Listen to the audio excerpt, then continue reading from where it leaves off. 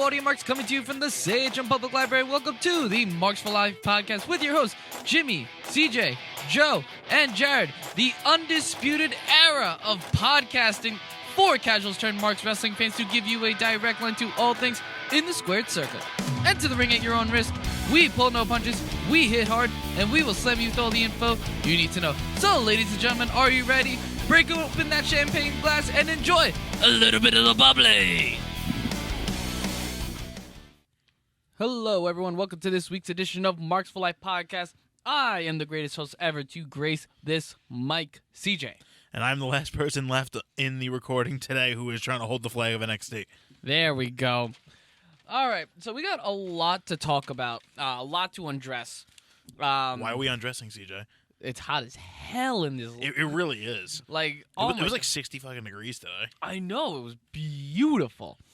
Holy crap! I got a paper straw. Yeah, that's a new thing. I also just had any fast food restaurant you go to now is pretty much paper straws, and I'm not very happy about it. Yeah, they're not terrible. It could be worse. Well, I might as well just lick the inside of the paper bag at that point. That too. So we got a lot to undress here. We got a couple of things with whatchamacallit. We have a couple of things. I know I've been starting 2 new wrestling shows, AEW Dark and NWA Power, so we're going to start bringing that stuff to you.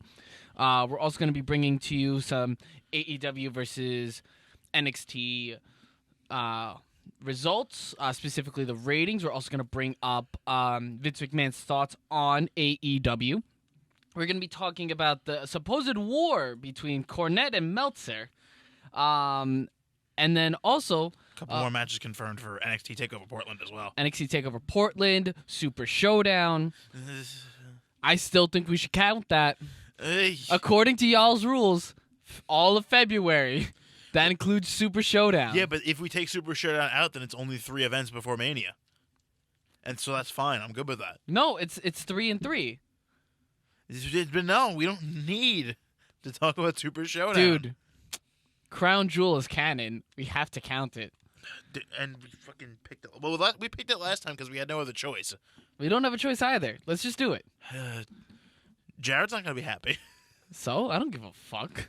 You know full well I'm the king of Saudi Arabia. You're whatever you want to call it. There we go. If you want to take that. And then we get to also talk about new champions being crowned. That's some good things that are going. Yeah. And oh my god, I have to talk about AEW Dynamite because like this episode was amazing. But let's start off with some fun news.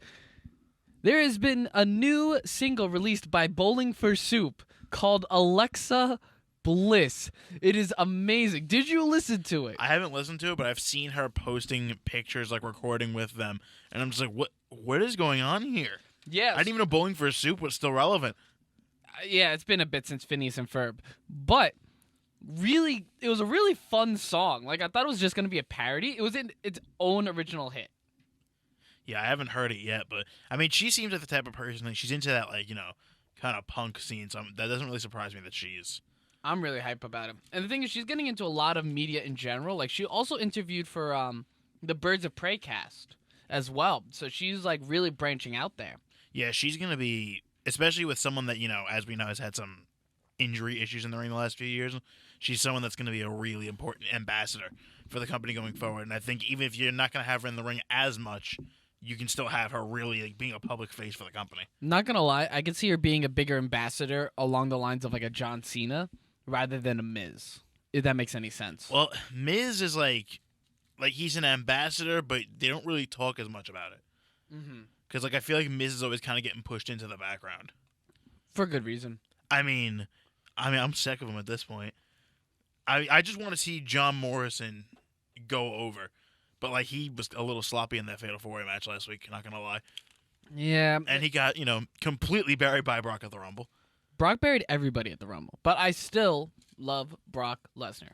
And I love Drew McIntyre even more between his Rumble spot and the last couple weeks of booking. Oh, yeah, his booking's been phenomenal. Paul, this is where you're starting to see Paul Heyman really shine.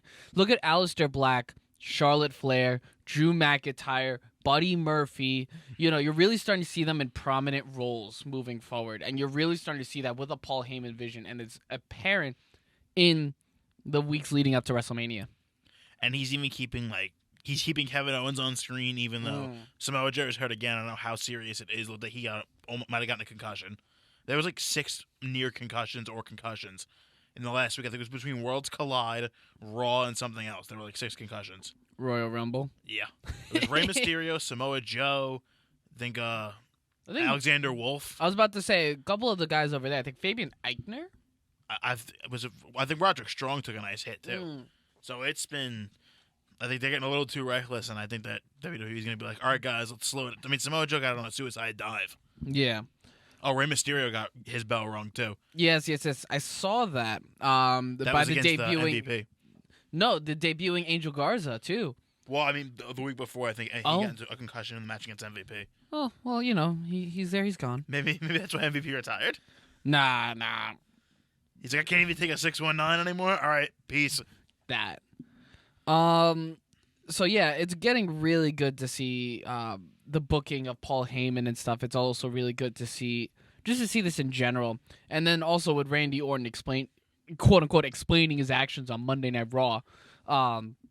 It's really interesting to see how Randy Orton, and the thing is, you can see this a lot with a lot of the older school Ruthless Aggression guys.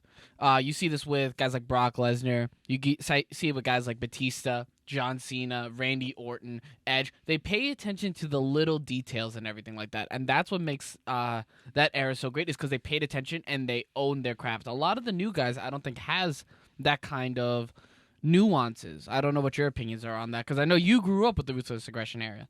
I mean, Randy Orton has always been that kind of guy that he doesn't always need to be at the front of the line, but he always finds the little parts of each story and finds the way to bring them out. I think that's what, and this is something that a lot of the older school wrestling guys have come out and said. Guys like, Jim Cornette and Bruce Pritchard, they're trying to get that storytelling aspect out of them, because you can have a 5-star match if you want, but I feel like especially some of the older fans that are watching the main roster product, they want the storylines to carry a little bit more meaning. Mm-hmm. So I think that's why bringing Heyman in is so important, because Paul Heyman is doing something that I was talking about for years, and that's, you don't have to have a belt to have a good storyline. He's having all these people that have nothing to do with championships. It's all putting on quality TV. Raw has actually been better than SmackDown in the last few weeks in that regard. No, I can see that, and especially, the thing is, SmackDown hasn't really been a slouch either. Look at the feud brewing between Bayley and Naomi, which I think should be a Mania match. I don't think it should be Sasha versus Bayley. I think that should be like a SummerSlam feud, like lead up to it, because they would rush it. I think Naomi and Bayley should have that Mania moment, especially because it's in Florida. I think that'd be really good. I think Sasha will have assuming the match happens between them at Elimination Chamber, Sasha, one way or the other, is going to have a indication of where this feud is going. Because she's either going to show up and cost Naomi the match, and then Naomi and Bayley just have a rematch at Mania for the actual legit time, or she's going to screw Bayley, or try to screw Bayley, and then they go triple threat, maybe. Although I feel like the NXT Women's title might be heading that way too. I don't see that. I see Belair as a. If you want to get into it now, we could totally get into it now. Or could you even see someone like Belair making a jump to SmackDown to go after Bayley? I would rather see Belair on the main roster product, because I feel like she's done everything in NXT except hold the belt, and I don't think she needs to hold the belt at this point. I think the star power that she brings could benefit Raw and SmackDown more than it can NXT, especially with NXT having a huge influx of women's talent, from Rhea Ripley to Dakota Kai and Tegan Nox, and you also have Candice LeRae holding down the floor. Xia Li. Mercedes Martinez just got in. Mercedes Martinez is going to be a huge player moving forward. Like, I feel like she's the one that could take the belt off of Rhea Ripley. But I think Rhea is going to need some time to shine, and I'm a little worried that Bianca might start to fall into the background, because, I mean, it's pretty much assumed that she's not walking out of Portland with the belt. No. Whether there's some sort of non-finish or Ripley wins, Bianca's not leaving Portland with the belt. Okay. And let's get into now that we're talking about it, let's get into NXT. The fact of the matter is NXT has been putting on really great product as of late, and I kind of wanted to say this towards the end. I say we just do a quick recap, and then I kind of want to discuss AEW versus NXT and your thoughts on that moving forward. But NXT had a really great showing with not only that, they had the Tommaso Ciampa spot. I believe this was the blood spot, correct? Or was this last week? That was last week. That was last week. This week, it was... This week saw the return of the Velveteen Dream in the main event segment. Yes. Which I'm like, because they did, for 1 week, they did the 2-5-20 vignettes. And we had like the last couple minutes of NXT. I'm like, are they just not going to deliver on this? Are we going to have to wait another week? And then I saw it come up on the screen, and I'm like, instantly knew it was Velveteen Dream. Especially because Killer Cross's signing was like just announced. That's going to be very exciting too. Killer Cross and Timothy Thatcher. I've heard a lot of good things about them, especially Killer Cross. He's joining his girlfriend, I believe, Scarlett Bordeaux. Which she's been a while. She's been signed to NXT and hasn't shown up yet. So I wonder if they're just waiting to bring them in as a package deal. Now, do you think they're going to bring him in as a package deal, or do you think they're going to throw him straight to the main roster? Where do you think he could benefit? Let me put it to you like that. I don't think enough fans on the main roster know who Killer Cross is and how good he can be. Because I think Killer Cross might be a fantastic person to eventually take the North American title off Keith Lee. Because similar to Dijakovic, as we're going to see it at Portland, their styles are going to mesh really well together because they're two big men that just move insanely well. And I think eventually Keith Lee is going to either move to the main roster or to the NXT Championship picture. So if you need like a monster, really good opponent to take it off him, and then I think eventually Killer Cross can fill that role. But TakeOver Portland is just going to be... It's going to be a while. Oh my God. It's going to be a time. Something else I want to talk about, speaking of confirmed matches for NXT Portland, we do have Bianca Belair versus Rhea Ripley, which was announced prior. Johnny Gargano, Finn Balor. We had Tommaso Ciampa versus Adam Cole for the NXT Championship. We have the Broserweights, Pete Dunne and Matt Riddle taking on the Undisputed Era for the Tag Championships. And then now we also have Dominik Dijakovic taking on Keith Lee for the NXT North America Championship. We also have, I think it's a street fight between Tegan Nox and Dakota Kai. Yes, and the street fight between... I was about to say, I feel like I'm missing one, but between those matches, where do you think is the top of the... which match is going to take top of the card? Oh, my God. Well, I mean, obviously, Cole and Ciampa, the way it's been building, is going to be amazing. Balor or Gargano, I don't think there's going to be I think we say this about NXT a lot, but there's not going to be a bad match. Push one of those matches to the pre-show because they're going to have to because there's so much on there and they only have a couple hours. You're going to have to push one of them to the pre-show. It's a Sunday night, though, so they might treat it like a 4-hour extravaganza. They might go full pay-per-view treatment. Right? Yeah, I forgot because there is no pay-per-view this weekend. Mm-hmm. Which I thought there was a pay-per-view this weekend. Which I guess technically you can say there is because we are counting it for the predictions. And we are. So that means, when do we have to do predictions then? Next week. Next Friday. Next Friday we'll have to do predictions, yeah. But I mean, it's going to be, maybe they will just treat it like maybe they'll treat it like a little bit more than like a B tier pay-per-view and just kind of, because they want to have something that's going to drive the network buys up and they know. I think if you give that TakeOver special 3 hours, I think they'll give enough time. Well, yeah, because each match gets about a half hour, give or take, and you should be okay. Yeah, I think you'd have no problem with them all filling that time. I mean, Lee Dijakovic have proven they can go, at least mid-20s. Yeah, and I don't think there's not a match on this card where you can see it being a sprint. Mm-hmm. Like you can see each one of them being dragged out, especially because like with Nox and Kai, their match was so short on NXT last week that you feel like this is just going to be an all-out bloodbath between the two of them. Oh, definitely. And even in the short match they had, it was like they were smashing each other into posts. I'm like, ooh, this is getting a little hairy here, but a little grainy we got over here. So I can't wait for NXT TakeOver Portland. It's going to be a lot of fun, and I'm sure maybe they'll throw another match or two in there. You know what we can wait for? Super Showdown. I'd love to wait. Let's just keep waiting. Let's just talk about it really quickly because I'm very happy I was able to call the match. I'm just really mad that it didn't happen when I wanted it to. Now you're going to get it in fucking Saudi? Yeah. So we're getting Ricochet taking on Brock Lesnar for the WWE Championship, and I'm also loving where Paul Heyman is putting Ricochet, which he belongs at the top of the card. This is the question of where does he fit into the Mania plans? Because obviously he's going to lose to Brock, so where does he go from there? See, what bugs me is that because Money in the Bank is not its own pay-per-view, is now its own pay-per-view, and not a match at Mania, I would have loved to have seen Ricochet win the Money in the Bank. I think he'd be a perfect fit for it.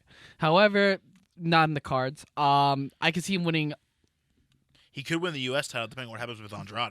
Because, of course, Andrade's out for 30 days due to that wellness violation. Yeah. That's why Angel Garza turned up on Raw. Well, the thing is, I think they're building up Aleister Black versus Andrade for the United States Championship. Hey, Zelina, pick a side in that one.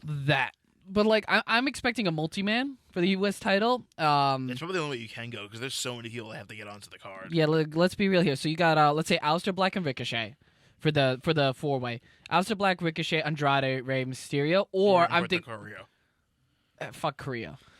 It's either Carrillo, Rey Mysterio, or Buddy Murphy in that last slot. Well, But I think Buddy Murphy's going to be too busy with the tag titles. Well, because there's one other thing that I could see Aleister Black doing at Mania, and that's winning the Andre the Giant Memorial Battle Royal. That would be cool. If they don't put him in the U.S. title match, I think that's the natural way to go with him because they give him kind of a resume booster. Or you could have Samoa Joe in it.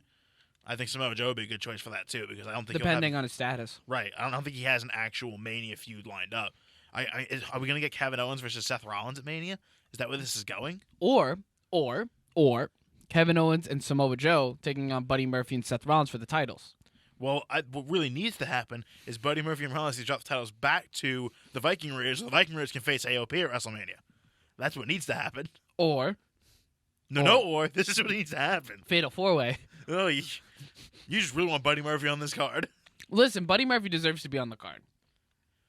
Well, yeah, as long as he's not getting kicked in the face by Aleister Black again. He probably will. But I feel like Raw, at least, because NXT is getting great treatment heading into Mania with TakeOver Portland, and we already see at least one NXT champion on the WrestleMania card. Who knows if we might see a second one, even if it's after that title, we might see another NXT champion. Could be the UE involved somehow at WrestleMania. And then you have Raw has a Dynamite feud lined up for the WWE title. Raw Tag Team titles can still be made into something good. US titles, completely on ice, and the Raw Women's title is going to be treated like a big deal, assuming they have Shayna Baszler go after Becky. It looks like it's going to be Shayna. It just doesn't matter if it's going to be Shayna Becky or Shayna Becky and another participant. On the SmackDown side, it actually does look very interesting. I'm excited for it personally because you have Goldberg's making his return tonight. Yeah, and calling someone out. The Fiend. That's what a lot of people are hoping for. Fiend versus Goldberg for the Universal title, and the Fiend just murders Goldberg. What, at the Chamber, maybe? No. Well, no. Saudi. Oh, God. Oh, yeah, right, because they may have to have that title defended over But, there. that'd be fine. I think the Fiend needs to start taking out legends again. And then he needs to have... It'd be good to have another big name on his resume, because he's probably facing Reigns at WrestleMania. It's either Reigns or... I know Jared said this before, and I kind of looking forward to it as well. The Undertaker. But if we can get the Fiend versus the Undertaker at the 30th anniversary of Survivor Series, I think that'd be so poetic. Because Bray Wyatt did fight The Undertaker at the 25th anniversary. 30th anniversary, he retires Taker. I wonder if, instead of having Taker wrestle at Mania, they're going to have some sort of confrontation between him and Wyatt. Because I don't think Reigns Wyatt's going to... Vince wants Reigns Wyatt the main event so badly. And obviously, Heyman wants Lesnar McIntyre to main event. So I don't know what they're going to have to close the show. But I feel like you could have Undertaker make an appearance and kind of have a long, drawn-out story with them where they literally just keep fucking with each other. Yeah, I think so. I think that's a great way to go, especially with the Fiend character. Plus, the Fiend did just try to bury Undertaker's brother not once but twice. It's happened many times. Kane gets buried by everybody. I think he got buried by the Wyatts at least 3 times. Yeah. Maybe 4. Well, the Wyatt's first feud was with Kane. Yeah, the Wyatts dragged Kane away. Then they went after Kane again because they had the tag team match with Kane and Undertaker. And then Fiend goes after Kane again. And then Fiend went after Kane for the Bryan situation. So it's been 4 times. Yeah. So Kane and Bray Wyatt have been very close. Yeah, but I'm excited to see where this goes. I feel like this could be a solid... last year's WrestleMania felt just so thrown together at the last minute. But I feel like they can actually take their time this year and build up a good card. I think they can take their time this year. And not only can they take their time this year, I don't think there's a lot they're going to commit to as many matches this year compared to last year. Well, you remember there's that report that they want to make it into almost a 2-day event at some point. Because, it feels like they just run into so many people that have to get on the card. Just the next thing you know, it's like 12, 13 matches. Yeah, but even so, the matches we're predicting, there's not many more prominent stars on the card.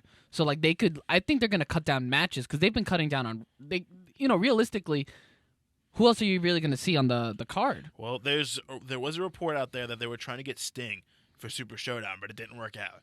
Sting versus Undertaker. If Sting's healthy, we're not obviously not going to get a 25-minute match, but do we finally get 10 a minutes. showdown 10 minutes. between him and Taker? Because Taker's still in decent enough shape, and obviously I feel like if you're going to have Taker compete at Mania, you need to have him face a legend or he has to face Wyatt.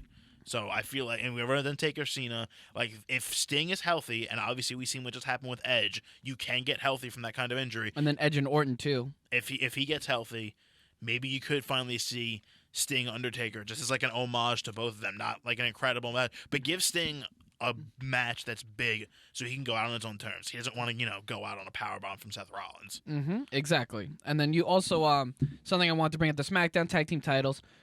I think it's gonna be New Day, Usos, Miz and Morrison, and I really would like that to be a ladder match. I was thinking eventually I feel like they're gonna try and recreate the magic of TLC at WrestleMania. I think those are the 6 competitors that can do it though. And then especially if you want, you can either have Miz and Morrison win, the Usos win, or I'd love it if Xavier Woods returned and helped the New Day win the titles.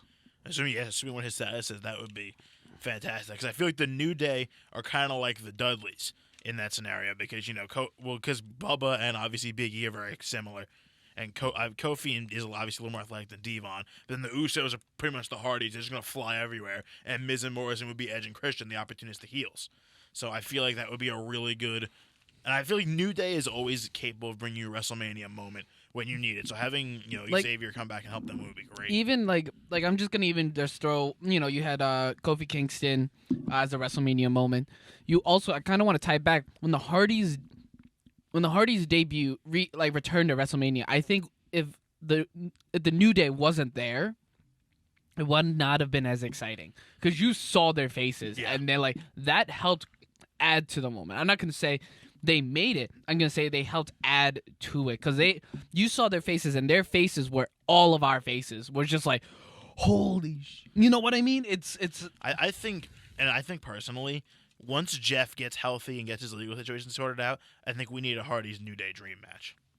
I don't think we're gonna get that though because they're gonna be free agents, and I don't think they want to return to WWE. Well, I know Jeff just got his contract extended by a year because of the injuries. Yeah. So I don't know if that's gonna. I feel like Jeff and Matt love the WWE, and I'm sure Matt would love to finally get because he wants one last run, but they have nothing to do for him right now. And the Woken gimmick ran its course, and now he's just jobbing out on Raw. Yeah. And I still want that multi-man scramble for the 24/7 championship at WrestleMania, but that's just me. I think that'd be good. Something else I'm excited for is Braun Strowman being the new Intercontinental Champion. We can finally get a decent enough Intercontinental title feud at WrestleMania. Get Shinsuke as far away from the Intercontinental title scene as possible. Just get Shinsuke to NXT. Get all 3 of those guys to NXT. Get Shinsuke, Cesaro, Sami Zayn, bring them all back to NXT. Or fuck it, throw Sami Zayn on Raw and we'll have Sami Kevin 85. I don't care. That's true. Because it's been long enough and now the roles would be reversed because Kevin's a face and Sami would be a heel. Yeah. Now, who should... I think Braun, personally, should have a singles match for the IC title. The name that worries me is Tyson Fury. Are they going to revisit Braun Fury at WrestleMania? I don't think so. But then again, who would Braun face? Not Cesaro. You don't have time to build him up. Well, it's possible. I'm trying to think who. Dominic Dijakovic? I was actually thinking Dominic Dijakovic would be a great... Because even if he doesn't win, he can make Braun look fantastic. Mm-hmm. I think he needs a big man for the IC title. Excuse me. Yeah, and there's not really many athletic big men. Unless, not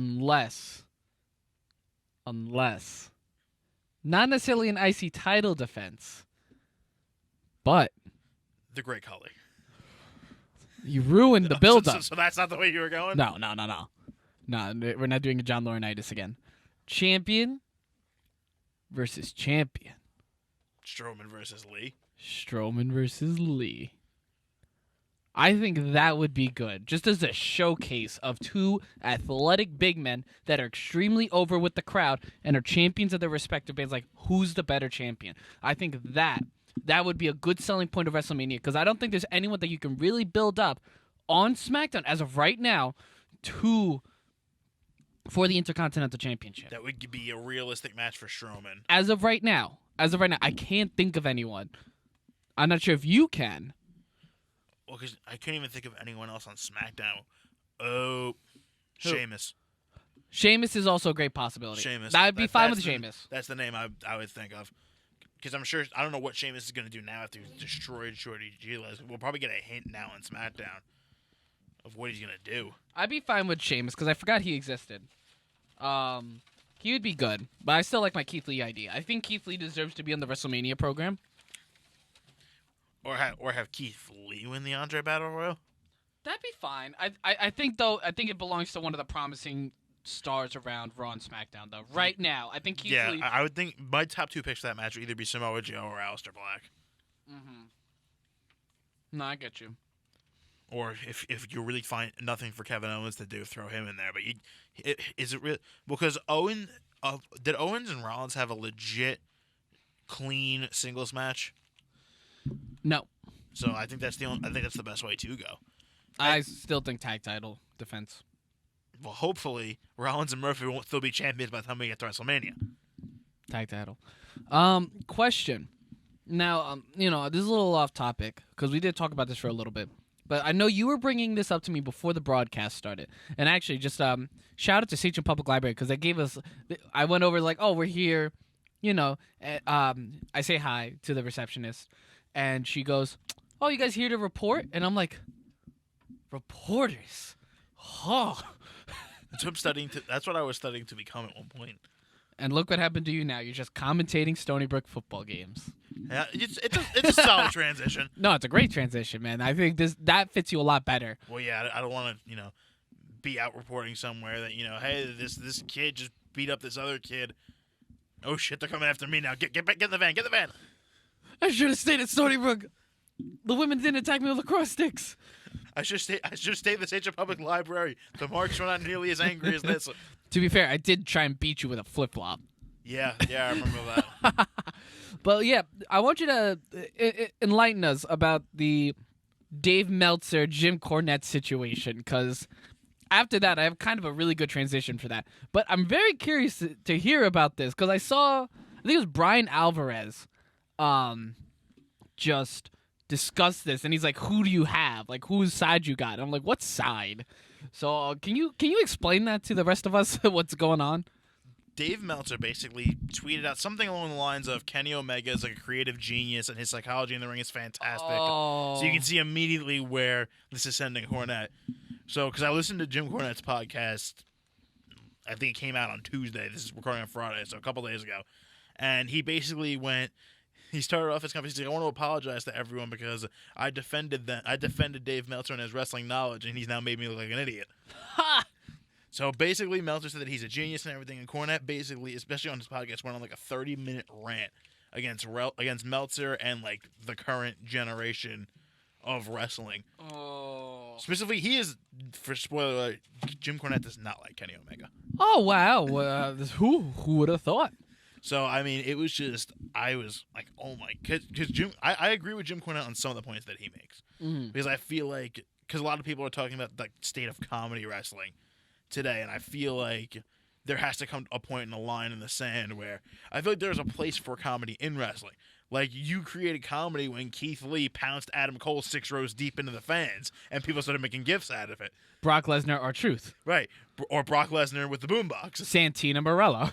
I feel like that was a more down the middle type of thing. To be fair, that Royal Rumble had no comedy spots until that very moment. Yeah, that was really the only comedy spot that they needed. Yeah, exactly. But I think I've sided more with Cornette on this issue because I feel like I'm still a purist of I want to see a straight up really good match with good storytelling, and there's like that's why I loved like any of the Undertaker WrestleMania feuds from 2009 to like 2013. So from Shawn to CM Punk, really. So right. Shawn Michaels, Triple H, and CM Punk. Right. And not Brock Lesnar. What about Edge?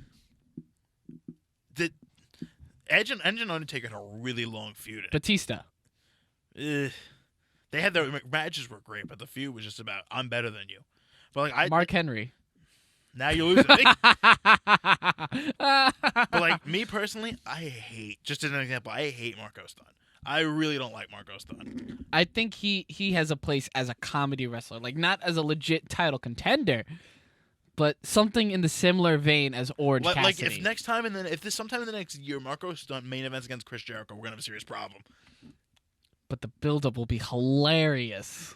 So that's the kind of things that I agree with Cornette on. And just much like Jim Cornette, I find it really hard to take Rio seriously. Like I know she's decent enough in the ring, but like I feel like any woman like bigger than me.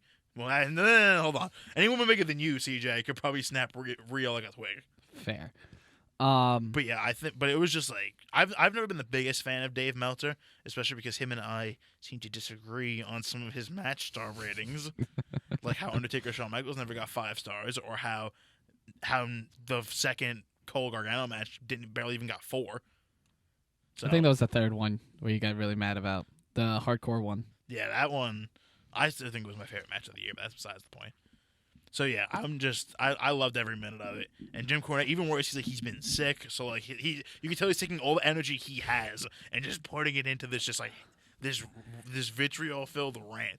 Now I'm gonna say something. I know I like Kenny Omega. I think he's great. I do think he needs to work on the wrestling psychology, but I think the psychology that's been shown in building a match between him and Pac, while also building between the split between Kenny Omega and Hangman Adam Page, while also building to Kenny Omega and Hangman Page versus the Young Bucks, he has been stellar in. See, that's good, but he also wrestled the blow up doll in Japan, and I can't really get past that. To be fair, a lot of people also say Shawn Michaels can have a match with the Broom and it could be great, but he never did. That's the difference. He never tried to. He never had to. Next Saudi show, though, watch out because he might have a match with a rake. I think some of Cornette's comments are warranted in the fact that a lot of people need to focus on psychology more, but I don't agree that just because they are athletes doesn't make them great. Because some people, their shtick is that they are the greatest athletes of their generation. Just look at people like Lance Storm and Dean Malenko. Yeah, and Dean Malenko actually got pissed that one of the congressmen said that. Yes. The State of the Union address, like watching Tim wrestling Ryan. was all fake. And Dean Malenko's like, why don't you come down to this wrestling and I'll show you if it's fake. Yeah, pretty much. But like some of their shtick is that they are the purest athletes, and like because of that like no one can touch them in that. And I think Kenny Omega is something in that similar vein where he exemplifies that. But the thing is, he has more of a charisma about it than these other guys, and I'm going to name some of them for you: Cesaro, Shelton Benjamin, Dean Malenko, Poor Shelton. yeah, Lance Storm.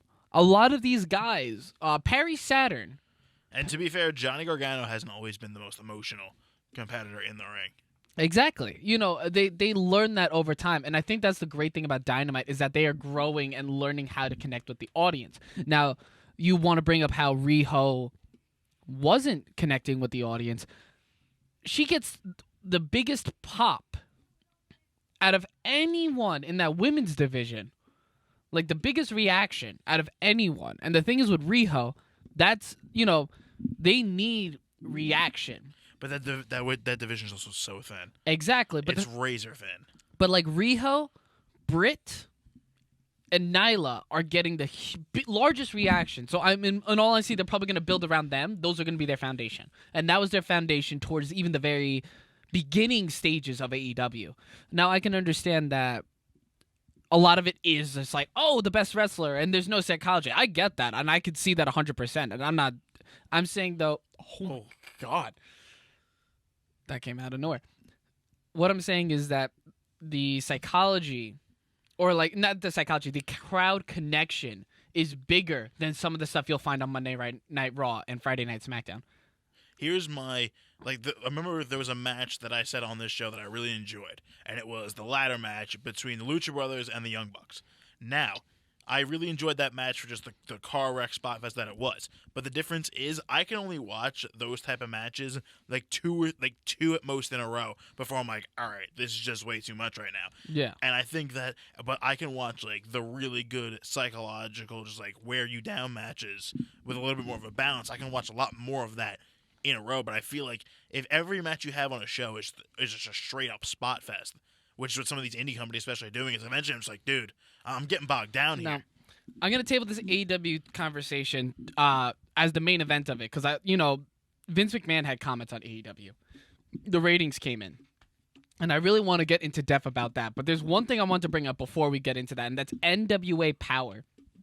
And the reason I bring that up is because I listened to an interview with Nick Aldis, who is the NWA World Champion there.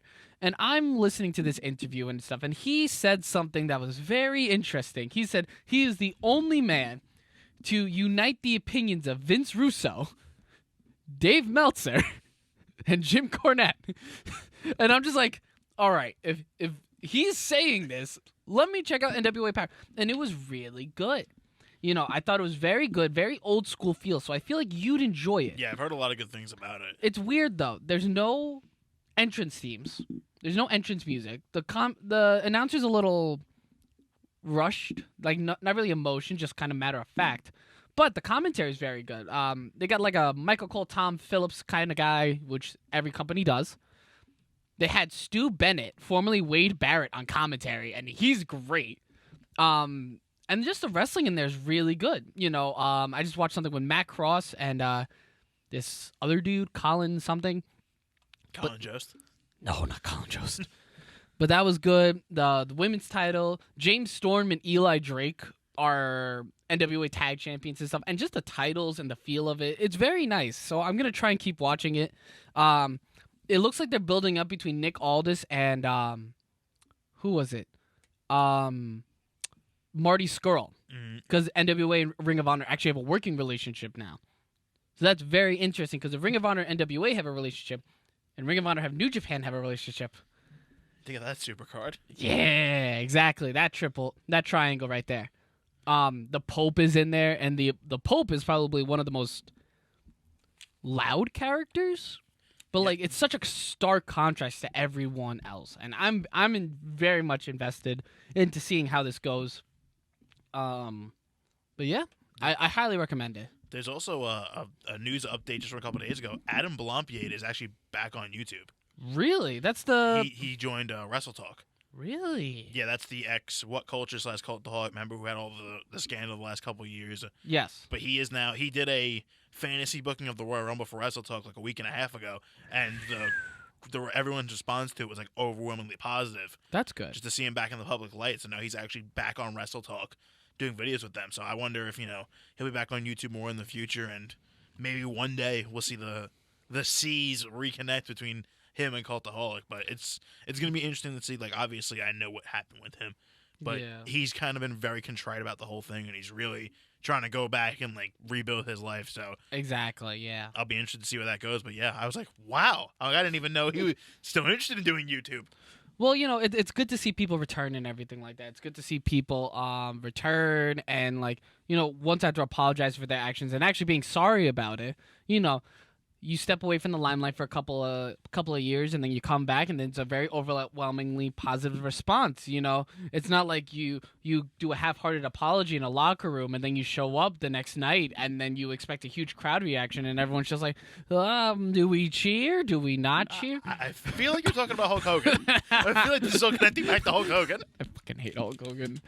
All right, let's gonna take a quick break, and then I kind of want to talk about your thoughts as a whole on the AEW product. I know we discussed it a little bit, a good amount of it, but I want to hear about your thoughts about the AEW NXT rivalry moving forward, Vince McMahon's thoughts on AEW, and just an overall recap on where AEW is going with their stories. Unlike a lot of people, I'm glad you're back. I don't care what your schedule is. I don't care if you work here 16 days a year, 365 days a year. You could be Santa Claus and have his schedule. You could one day a year. I'll still kick your ass. I don't care how many movies you film every year. I know how hard that schedule probably is, but every time you come back, whenever you decide to grace us with your presence, I'm gonna kick your ass. Because this isn't Candyland. I'm like nobody you've ever faced before. You can make fun of the color of my t-shirt, and you can talk about pie, and you can sing songs, and you can rhyme, and you can do your tired, lame-ass shtick. I just want you to know that come Royal Rumble, and you have about 3 weeks to realize this, I'm gonna kick your ass, because I'm the best in the world. I'm the best thing going today. I'm the best guy you've ever stepped foot in the ring with. And you need to understand, congratulations, Rock. You just graduated from the kiddie table, but you just bit off more than you can chew.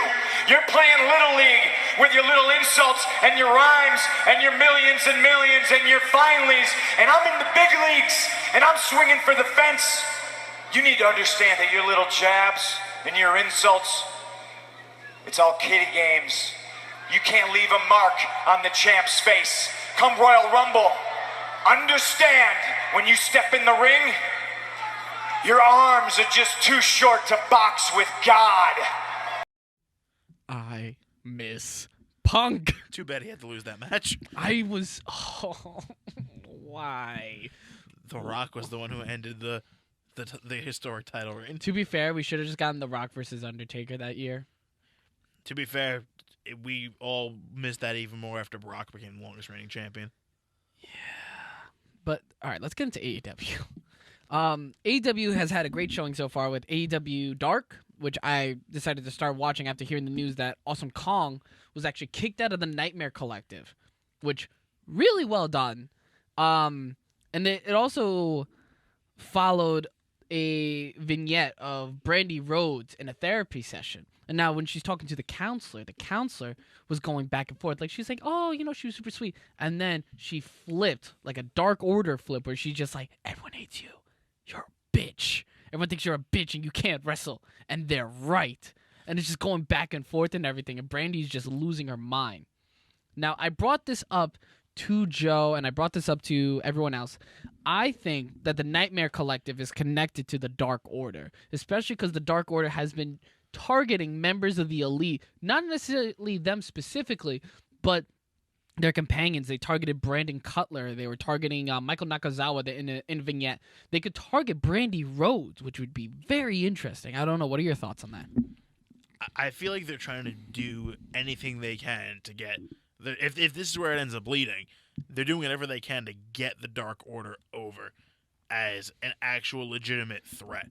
And I still feel like, and they did, we talked about before we went on the air, they did lay out the rest of SCU without Christopher Daniels on Dynamite this week. I like that, and I can see them actually, because I think they're going to pull it where SCU is the higher power, like not SCU, Christopher Daniels is the higher power of the Dark Order. Well, because, originally, they've gone through 2 or 3 different ideas now because whatever, it didn't come to fruition. But, Daniels would definitely be interesting.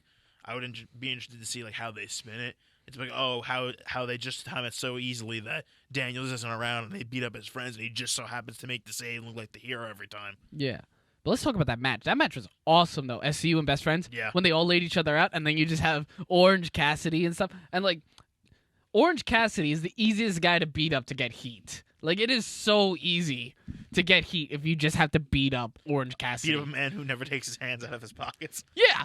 That's so freaking over. I was watching, I think I was watching Dark. And it was, actually it was Sean Spears teaming up with Colin Delaney. Oh, God, Colin Delaney? Versus the Best Friends on AEW Dark this past week. And you had a confrontation between Orange Cassidy and fucking Tully Blanchard. And you see Orange Cassidy put his hands in his pockets, and you see Tully Blanchard also do it. And they're both about to fight, and then Sean Spears comes out from behind. But I think, and now I'm going to go back to the comedy wrestling spot. Marco Stunt and Orange Cassidy will never be world title contenders, but they have a place as comedy characters, similar to the veins of Santino Marella or R-Truth or the, fucking Doink the Clown. Hey, Doink had a WrestleMania match. That. Doink won a WrestleMania match. He beat Crush at WrestleMania 9. Watch, we're going to get that at Double or Nothing. It's going to be Jurassic Express versus Best Friends and Orange Cassidy. And we're going to get the spot between Marco Stunt. If there's one man who is capable of actually knocking that hand out of Orange Cassidy's pocket, it's Marco Stunt. He's short enough. We can Exactly. He just starts taking the hands out, and Orange Cassidy is actually showing restraint, and he's just there's a struggle, and he's like, ugh. But I'm excited for that. We also had a match between Moxley and Ortiz, which I thought was really good psychology because of the fucking eye patch. And I loved the catch-22 where Moxley spiked Santana with the car keys, and the commentary team actually got mad at Moxley for it. So they showed continuity, which continuity is fucking key. Yeah, it really is. And I like the whole... I've always liked the baby face, like, systematically going through into a heel faction. And he's like, I'm not going to be able to beat down all of you, but I'm going to take out... Like Ciampa has done with the Undisputed Era. He's like, I'm going to keep targeting you until I get what I want. Exactly. But the difference is the Undisputed Era is still standing. Somehow. Yeah, exactly. You know, Moxley literally took out Santana's eye. Yeah. You had the... I actually didn't like the 8-man tag match. I thought it was very messy at times just because there's so much chaos going on. Yeah. Butcher and the Blade and the Lucha Brothers taking on Hangman Adam Page, Kenny Omega, and the Young Bucks. But I fucking loved that psychology between the 4 members of the Elite. But yeah, they're like simultaneously pitting all of them against each other. Yes. Within their own rivalries. And I feel like I've kind of gravitated back and forth on the build up between Page and Omega. Like, I feel like at times it's overshadowed the tag team division completely, but I understand where you're going with it. It's just I feel like I don't want to keep the tag team titles on them for too long as they eventually... I don't think it's going to be too long. I think they're actually going to drop it at Revolution, and I think they're going to drop it to the Young Bucks. It's possible. You know, I think give the Young Bucks the run, give them a run, and have them drop it to the Lucha Brothers at, like, All Out. I think that'd be really cool to do.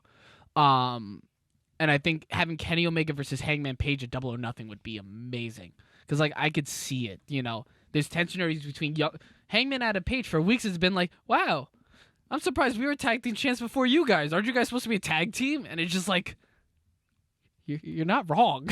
You know what I mean? The same thing, Omega's like, hey, shut up. These are my friends. They're our friends. What are you doing? And then they're like, Young Bucks are getting on Page, like, Page, stop drinking. Like, Kenny's like, whoa. He could do what he wants. He could drink. Let the man drink. You know, it's just, he had a fucking, pitcher of beer just in the middle. Like, I think there's a lot of good spots with Dynamite. I think the Riho, Nyla Rose, Pac, and Kenny Omega transition, I thought that was very well done. I really thought Pac was going to put her through the fucking table. Because I remember on Dark, it was Penelope Ford and Kip Sabian versus Kenny Omega and Riho, and they were having intergender wrestling. Yeah, I see. I think they're starting to go more towards that. I don't know. I really feel like, because I feel like if USA is really uptight about doing it, is TNT really gonna just jump all over it and be like, yeah, sure, if it's gonna make money, it's gonna be popular, then just go for it. Because there are a lot of sponsors. Remember when people asked, like, with WWE, why haven't you done more of it? And everybody's like, well, we don't hate it, but the sponsors hate it, and we don't want to lose these gigantic sponsors, especially with the whole issue of what it's been like with domestic violence in sports. They don't want to cross that line too much. I don't know if TNT is gonna just like. Well, the catch-22 is that intergender match was on AEW Dark, and that was a match released by the Jericho Cruise. Right. So they're finding ways to bypass it, and fucking love the Jericho Cruise. I think they should do more stuff outside of the general, like, wrestling area. You know, the typical arena. I think that'd be really cool. I think we should just go and pool money together and each just get a ticket for the Jericho Cruise. I would love that. It's just like a full experience, not just like a wrestling event. Like, there's people everywhere. I wanted to go this year. But tickets are expensive though. They're not terrible. They're like what, 600 for 4. Yeah. That shows how much money I can have. Right. I'm trying to if you give me like $50 for a ticket, I'll take one of the 1004 holds. There we go. Put me in the walls of Jericho. I'll take the Judas effect. No blocking my face. I'll just take it. That's fair. The big thing I want to bring up to you though is the lashes from MJF to Cody Rhodes. What did you think of that segment? I actually didn't see that segment. Okay. I fucking loved that segment. I thought it was a great segment, and it really put over Cody Rhodes as the face of AEW. I feel like that feud is going to be something that's not only a star-making performance for MJF, but it cements Cody as the standard bearer and like the head, even if he doesn't have the championship, like the number one guy. Because let's face it, I know he's amazing, but Chris Jericho's not going to be around forever. Yes. So, when his contract's up, who knows if he wants to keep going. When he drops the title, how much is he going to want to work. So you need to have someone that's, willing to be there and ready to take that company into the future. And, Cody is that guy because everyone sees Cody. They know him as the son of the American Dream. They know him from his time in WWE. He's someone that people can latch onto. Now, I'm going to bring up a third thing that you didn't mention. Not only is this a star-making performance for MJF, not only does this solidify Cody Rhodes as the standard bearer, this will cement AEW as a promotion. This feud is going to be like the very first feud that people could put and be like, that's one of the all-time great feuds. WWE has the history, but you can look at it and see Shawn Michaels, Bret Hart, Undertaker, Bret Hart, Stone Cold and Vince McMahon, Stone Cold and The Rock, John Cena and Randy Orton, John Cena and CM Punk. You have the triple threat tag match, Edge and Christian, Dudley Boys and the Hardy Boys. You could like point to those and be like, those are company making feuds, and I feel like that's what Cody Rhodes is going to do. And I've said this for a very long time. I feel like Cody Rhodes is in the vein of Sting, just in the vein of just being, how do I put it, like the face. How Sting was the face of WCW, Cody Rhodes is the face of AEW. But the thing is, he took the 10 lashes with the belt. That was brutal to watch. You saw Arn Anderson come out to cheer him on, then Dustin Rhodes come out, then the Young Bucks, and then he was at the 9 and he couldn't do it. And you see Brandy, and after months of them not being on TV together, Brandy's just like, you could do this. You could just, and you see him crying because he doesn't know if he can, and just to see her and see that connection was beautiful. It was like a Macho Man Elizabeth moment, and then we're gonna find out she's being possessed by the Dark Order. I fucking would hate the Dark Order if they do that, because I can see him doing it, and I'd be happy for it. But like Cody Rhodes took it, and now we're gonna get it in 2 weeks, and they're spacing the stipulations, which is really good. But Cody Rhodes took those lashes in a similar vein to how Tommy Dreamer took the caning by Sandman. And fucking great. It was fucking perfect main event segment.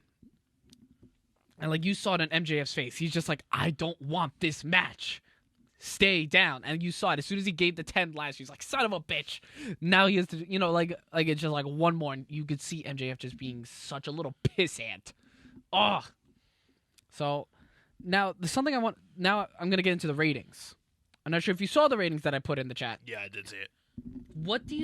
I'm going to say them for everyone else. AEW, 928,000. NXT, 770,000. So it's about 1,700,000 viewers on Wednesday nights. But majority is going to AEW. AEW is rising in viewership. Not only that, they've been in NXT consistently for 6 weeks straight since the new year. What do you think? Why do you think that is? I feel like the lines have been drawn in the sand, and I just think NXT had started from a very solid base of people who are watching on the network, and I feel like they haven't. And this is like halfway of a detriment, but also halfway of a compliment. They haven't really strayed too far from the norm. Like the last big thing they did was going to war with the main roster for Survivor Series. Yeah. And I wonder if NXT's ratings will start to rebound in the coming weeks when we start to see NXT cross over into the WrestleMania picture. Like once it becomes official that it's going to be Rhea Ripley and Charlotte at WrestleMania, is that going to start, like, was Charlotte going to start showing up on NXT? Is Triple H going to take Vince McMahon's suggestion and start putting, start taking bigger names like Kevin Owens, Asuka, Charlotte, start letting them kind of floating back to NXT every once in a while to kind of really kind of take out that stigma of, because I feel like the biggest problem with NXT, AEW has been treated like a star-making performance. With Dynamite, they've been treated like, obviously, they're the one show. So they have been completely have the rocket strapped to them. NXT, look what happened to NXT in the Royal Rumble. Especially the men's Royal Rumble. NXT was completely overshadowed. Brock was throwing out NXT guys left and right. I feel like NXT it's still kind of being given that SmackDown treatment of the early 2000s, where like it's there, but like Vince and company still doesn't completely acknowledge it as its own thing. And I think as soon as Vince McMahon starts to say, all right, like you win, Hunter, I'm going to start letting this thing bleed together a little bit, I think then maybe we'll start to see. But I think NXT still has that stigma a little bit attached to it of, it's just WWE's developmental territory. Like once Keith Lee finishes what he's doing, he's getting called up to Raw anyway. I love how you bring up how Vince McMahon thinks of NXT. Because Mike, maybe he's finally starting to give it a chance. And then Keith Lee went out in like 50 seconds against Brock. I'm like, oh, shit, we're back to square one. So I'm going to read this from Forbes because this is the thing I want to say for the very end. Forbes did an article on Vince McMahon who had comments on AEW. So during Thursday, I'm going to say this verbatim from Forbes. During Thursday's Q4 2019 earnings call, Vince McMahon addressed the elephant in the room that is all Elite Wrestling. Fielding a question from an investor about WWE's now surging rival, McMahon scoffed at the idea that the upstart promotion has forced WWE to reimagine its current TV PG model, going as far as to say it has no impact on the current product. Said McMahon, AEW has not changed our content at all because it's all about the characters, the storylines, and resolution. So it really hasn't changed our point of view in terms of what we present. We don't need more edgy content, as you call it. PG, we are one of the few programs out there that is really PG. That's what he said. And then he went on to note that he's pleased with NXT's efforts as a competitor to AEW Dynamite on Wednesday nights. Are we really surprised that he doesn't see AEW as changing anything? I mean, come on. Vince doesn't acknowledge the competition's actually having an effect on him. It's like, no, we're the WWE. You know, no one cares about anybody else. That's why he still refuses to this day to acknowledge Impact Wrestling as a thing. But what do you think about that? His thoughts after just saying that he's probably has more he's like, all right, you know what, maybe NXT needs a little more. But what do you think about that? I think he's trying to make it so that NXT is the only necessary competitor. Like, he's trying to make it seem like Raw and SmackDown have nothing to worry about. You know, they're their completely own entity. AEW NXT is Wednesday night, and, you know, they're going to go back and forth. But he's like, at the end of the day, you know, he doesn't really focus too much on them because he feels like enough people are still tuned in and still following the WWE product. I mean, once he makes money, I mean, we'll see what's going to happen in a couple weeks because the XFL starts tomorrow. Yes, it does. So, and I'm probably going to watch it because I'm like, you know what? I want to see how this goes. Let me know how it goes. I believe the New York area team, the Guardians, has their first game on Sunday. Yes. But I wonder where Vince is going to kind of lay in the next few months with the first season of the XFL. Wants to make sure it's not the only season like the first time. Yeah. So maybe he'll start to. I think Vince, you're going to see in the coming weeks. He may not say we're going to try and go edgier, but I think he's going to default to Paul Heyman a lot more. And he's going to default to Triple H a lot more and be like, hey. And I think Bruce Pritchard is the one running SmackDown now. So I think he's going to kind of defer to them more. Be like, look, I'm doing my thing over here. You know, if you guys need any advice or you need, like, you know, you need sponsors or something, if you need anything, I'll be here. But, like, at the end of the day, I want you guys to put your best foot forward. Show me what you can do with this thing until I get back and just go from there. So do you think Vince McMahon, because of the confidence he has stated that he has in NXT, do you think he will send more main rosters stars down there post WrestleMania? It's possible. I think he's pleased with their efforts, but I think that sentence specifically is like, hey, they're doing a great job, but I feel like they could do a little bit more. And I think if he has the epiphany that, you know what, I'm really not using Shinsuke Nakamura on SmackDown all that much. NXT loves him, and we just had Adam Cole and Tommaso Ciampa had their match. Ciampa needs an opponent. Let's just say he wins. It's like, okay, we're gonna send. You know what? Or I saw the way people exploded when Kevin Owens showed up at War Games. So I'm wondering if maybe, even if it's not full time, and maybe he's using the Charlotte program as kind of a testing ground to see how people react to someone going back and forth between NXT and the main roster. So I think you might see more of that. I don't know if we'll see the old call-up system be used anymore. We might just see a lot of cross promotion between the three brands. Now, what do you think about this? Because I know you were stating before that NXT doesn't need main roster stars to be successful. Well, the way I see it, especially for the main roster point of view, they have two options. They either need to cut like a third of the people post WrestleMania, or they're going to need to start sending some people back to NXT even on a part-time basis. I don't think NXT needs it, but I think the fans will enjoy a lot more. It's like, you know, when your favorite character comes back for a movie sequel, it's like all of a sudden, hey, look, like there are people like Cesaro who genuinely need it. And I think NXT would do well with someone like Cesaro on the roster. But would NXT benefit from that? Because I'm going to be honest here, NXT has a lot of untapped talent. You know, they do a lot of, oh, look, a shiny toy. Like, the thing is, the way they're hiring, it's still similar to how it was in the call-up days. You know, now, you know, they have a lot of people for NXT, but they're still hiring people for NXT. And you hear the big name Triple H wants now, right? Who? Okada. He wants Okada badly. I see Okada going to AEW. I don't know how long Okada's contract is with New Japan. But look how the thing is, Okada sees how a Japanese talent like Shinsuke and Asuka are treated in WWE. On the main roster. But on NXT, it was a different story. Yeah, but I can see the thing is I can see Okada wanting to go back to where Kenny Omega is, the Young Bucks. He's a lot of familiarity there. It's possible, and I personally think Okada was one that carried at least 2 of those Omega Okada matches. Yeah. And that was the other thing that pissed off Cornette. Dave Meltzer said that Omega Okada is better than Flair Steamboat, and I'm like, no, stop it. No. But yeah, I think that NXT. I think you need to have that core group that is still overall like the main roster doesn't beat them, but I think every once in a while you could have someone come down to NXT. Like if you have like a one-off between Asuka and Rhea Ripley, think how white hot the crowd would be for that match. Now I'm gonna end this on this last one. Vince McMahon said that AEW has no impact on the current product. But AEW has impacted a lot of other issues, like contract extensions. The pay has gone up so much since AEW's been in business. There are so many mid-card talents like Jinder Mahal and Lana and Luke Gallows and Carl Anderson that signed 5-year deals for $500,000. And you also have Kofi Kingston who signed a contract extension. You have Randy Orton. There's so many people that are re-signing with WWE for longer and for more money ever since AEW popped up. And AEW was really trying to get Edge before he signed back to WWE. That's another thing. The fact that Edge was really fielding out AEW, that shows how much of a threat every wrestler would view AEW as in terms of competition to WWE.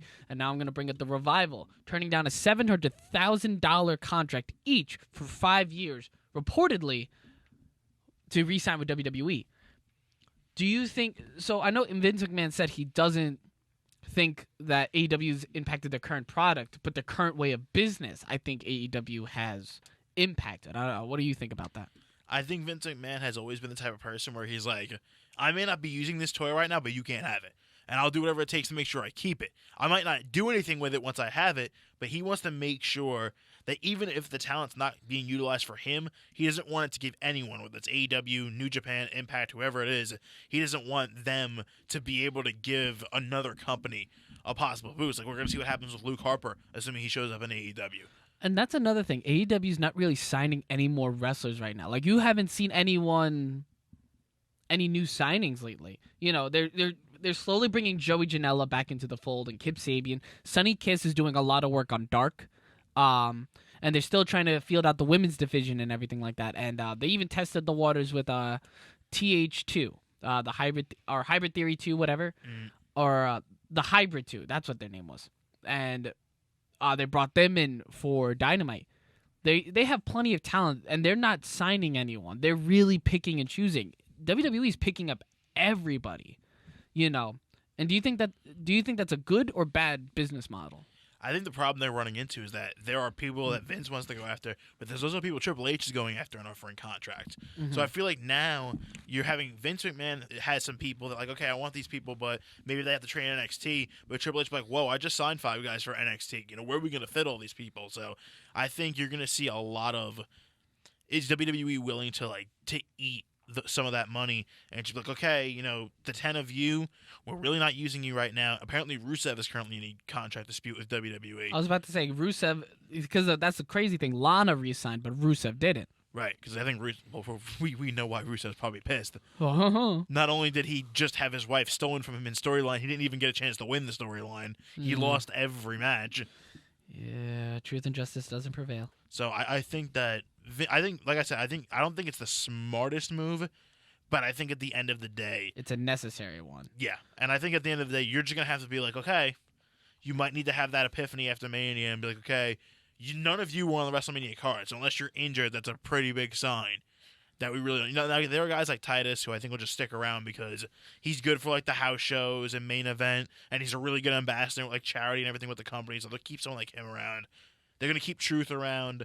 There are people that even if they don't appear on TV every week, they're going to still keep. But I think there are people you need to really consider. Find something to do with Mike Kanellis. I think they put him on 205. They're putting him back to NXT, or at least they tried it. Just do something. Put him back on NXT. Put him somewhere. Mike and Maria already have a 5-year deal. Then Braun Strowman has a 4-year deal. Roman Reigns multi-year deal. Dana Brooke 5-year deal. Street Profits multi-year deal. New Day 5-year deal. Edge 3-year deal for $9 million. Like Elias 3-year deal. Kalisto multi-year deal. Kurt Angle 5-year. Mandy Rose 5-year. Jerry Lawler 3-year. Mojo Rawley multi-year. Nikki Cross multi-year. Paige multi-year. Miz multi-year. And I think that a lot of those Are unnecessary. They're unnecessary, but Paige is good to have around, especially with like backstage and everything. And there's still the possibility that one day, I feel like Vince McMahon, with people like Paige and with Edge and with Daniel Bryan before, if there's even a slight chance you're going to make that comeback to the ring, he wants it to be under his roof. He doesn't want Daniel Bryan going off to like Ring of Honor or New Japan as like a freshly returned and cleared wrestler and getting all this fanfare and going somewhere. He'd rather have that happen with him. That's why he wanted to make sure that Edge was healthy enough to return. I want him returning in WWE. If Paige one day says, hey, Vince, my neck's all healed, doctor said I'm good to go, okay, we're putting you in a Mania feud. Like, he wants to be able to have those big like possibilities of just one day, if there's an injury somewhere or a return somewhere else, he wants to be able to utilize that talent. And I think he's just going to keep expanding the programming, which is probably another reason why they need all those people. But the thing is that a good idea? Like, the thing is, they already have Raw, 3 hours. SmackDown, 2 hours. NXT, 2 hours. 205 Live. Is 205 Live a thing still? It's still a thing. 1 hour. NXT UK, 1 hour. So that's 3, 5, 7, 9 hours of programming. 9. On non-pay-per-view weeks. On non-pay-per-view weeks. With pay-per-view weeks, that's an extra... That's like 13 hours. Yeah. I would say 15 because you got the kickoff show. I think Vince McMahon just feels like if there's more content out there, people will flock to it. I've actually done the opposite. I haven't watched WWE programming since the Rumble.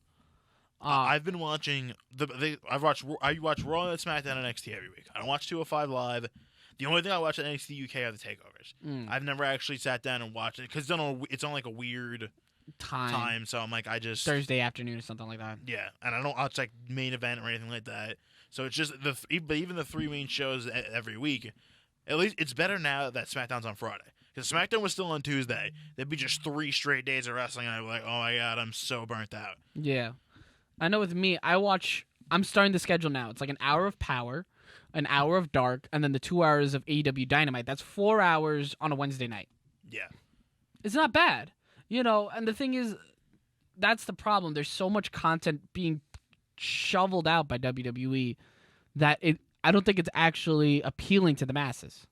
But what Vince McMahon sees at the end of the day, the big money that Fox just paid for SmackDown, the big money that NBC paid to keep Raw. So clearly, Vince is like, well, the people might not be huge fans. If they're still selling a decent amount of tickets, especially for Raw and for pay-per-views, he's like, hey, we're still making a ton of money. I can afford to keep... I think that's what the other thing is. He's like, I might not have to keep this person, but I can afford it. That's a kicker right there. You know what I mean? Yeah, he's got so much money laying around. He's like, you know what? I may not have anything for you right now, but I don't want Cody giving you a job. I don't want you showing up on Dynamite or showing up on some shoot program somewhere a year from now and talking shit about me. So just come on, I got money. You want money? Sure.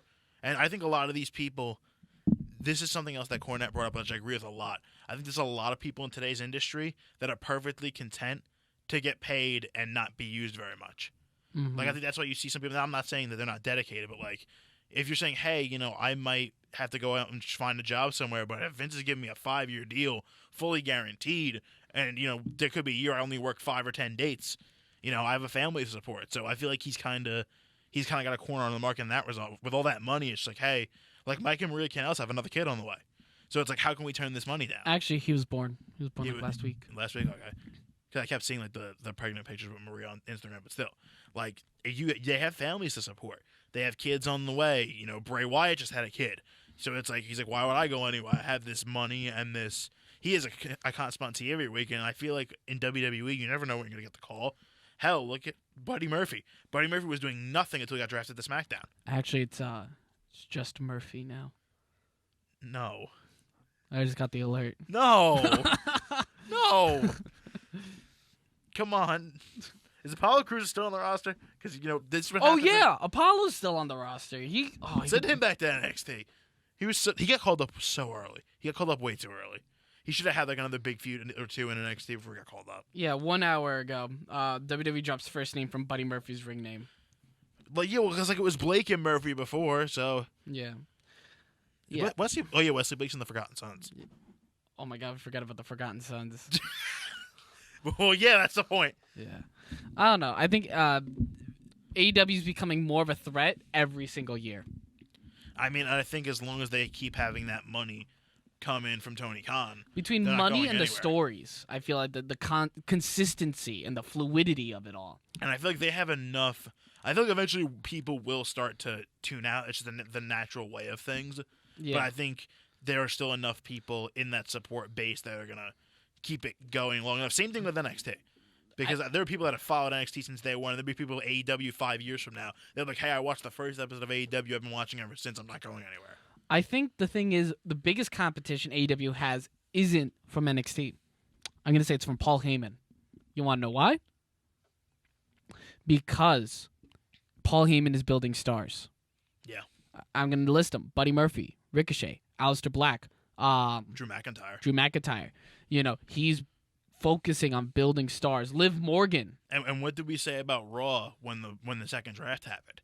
Let SmackDown be the one where all the big names still there. And I mean, Raw still has Orton, and they still have Seth Rollins and Edge. But SmackDown has been kind of, Roman Reigns has seen a lot of TV time, Baron Corbin. SmackDown has been building a ton of new stars because of the Fox deal. They want to keep that core group. Raw has kind of been building up more of these lesser used stars. Like in 5 years, we're gonna see Murphy and Aleister Black and Ricochet and Drew McIntyre and Liv Morgan. They're gonna be taking on the stars of AEW. They're gonna be taking on MJF, Riho, Jungle Boy, freaking Darby Allin. They're gonna be taking on all those names because they're all young names and they're all being built. Private Party, which God, they still need to do more stuff with. But Keith Lee's another one in WWE can shoot to the moon. they should soon because he's getting up there in age. Yeah. But that's the thing. They're both focusing on younger stars. So in the end, I think NXT. Originally, I thought it's going to be NXT versus AEW, which it is, but I think it's going to evolve to AEW versus Raw, especially with the talents that are being built and the momentum AEW is getting, and because they're slowly gaining more and more viewers without really losing too many. Because I feel like the thing that's going to be really bad about that's going to hurt them with Paul Heyman, when Vince McMahon was running Raw, it was like, I need these part-timers and these top stars that have huge roles in the company. And with Heyman, outside of Brock, it's, okay, yeah, we have something over here for you to do. It's still going to get, you're still going to get TV time. You're still going to get people talking about you. But these are the guys I want around my championships. I want Aleister Black fighting for this title, and Andrade, and Humberto Carrillo, and I want Drew McIntyre fighting the WWE title. I want Ricochet in the main event. So, like, you older guys and your bigger names, you're still going to get your time. You're still going to get, your paychecks and everything. But these are the people I want to build up. And I think with 3 hours of Raw, that's the advantage he has. Exactly. So I think it's really going to end up being the creative genius of Heyman versus the creative minds of the Elite. And that is going to be an exciting war. And I'd give it about, I don't think it's going to happen soon. I'd give it about 3 to 5 years where we're going to start seeing that. Fuck it. Let Heyman run SmackDown, too. Heyman should run WWE. That. Heyman should be the creative. It should be Heyman and Triple H, like, side by side, running the 3 brands. Yes. I think that'd be great. And that's my hot take on it. And I haven't been wrong with hot takes like this. So, Ricochet, I called the Elite starting their own company. I called the Bludgeon Brothers reuniting. Yeah. But that's what I'm seeing. I think that would be a really great direction to see where that goes. And I think this is going to revitalize Paul Heyman. Because the last time he had, he brought ECW from nothing into, a major competitor. He made SmackDown from the B show to the A show. And now Vince McMahon's like, all right, Paul, Raw's a little broken right now. We just went through a pretty bad year. You're going to have to fix it. He was given Raw, the flagship show. Right. He was given Brock and Orton and all these young stars and Edge. And he's just like, look at all my toys. Well, because remember with SmackDown, he still had Kurt Angle, he still had The Undertaker, he still had older guys that were there. But he had also had the Guerreros, he had Edge, Rey Mysterio, Benoit. So he still had the guys that are like, Dudleys. okay, you're a little older, you can still help me get new talent over. Booker Booker T, JBL. He fucking created JBL. Yeah. He made JBL into a 9-month WWE champion. Yeah. So now, like, he's still got Brock, and Orton is going to be such a big tool. And now he has to kind of like pay his dues. People helped get him over. Now you got to help people get over. I think Orton's going to end up playing a huge part in Drew McIntyre's early title reign. He might be one of the earlier challengers. That's what I'm saying. I think he's going to play up in the early one, and I think they're going to keep building up Ricochet as a main event talent, and it's going to end up being like a Ricochet versus Drew McIntyre, like SummerSlam or Survivor Series. You know, maybe, oh my God, Drew McIntyre versus Aleister Black. Drew McIntyre goes for the Claymore, and Aleister Black just knocks his fucking lids off with the fucking black mass and pins him for the championship. I should be a booker. I should be creative. I feel like there's a lot of people that could do a lot better with creative Than me? than what's currently going on right now. Yeah. I'd have Cesaro as the Intercontinental Champion. Oh my God. That would be good. But great talk. Holy crap. That was excellent. That was hour 15, a little longer than what I would have liked, but like we really had to digest the whole Vince McMahon versus AEW Because thing. we really didn't do a whole lot besides recap the Rumble last week because we were short on time. Exactly. And like thing is we didn't even recap last week. It was just mostly I really wanted to dive into this AEW versus Vince McMahon thing. Because Vince McMahon, and just the impact overall. Because it's been about a year since AEW started, and look what they've done for the business. Yeah. So, I'm excited. Next week, we're going to be doing predictions for NXT TakeOver Portland. It's going to be exciting. It's a six or seven match card. I think it's 6 because you have the 3 title matches. 3 title matches: Gargano Ciampa, Tegan Nox, and Dakota Kai. You mean Gargano Balor? Yeah, that Gargano Balor. Tegan Nox and Dakota Kai. That's what that's. No, four title matches because there's 4 titles. Oh, yeah, right. Solid. I'm like, what do I think I forgot about the Broserweights one. I forgot about the North American title. Which is a shame because I hitched my wagon into the Broserweights right when the Dusty Cup began. I'm so disappointed in you still. All right, guys. We'll catch you next week. Until next time, Audio Marks.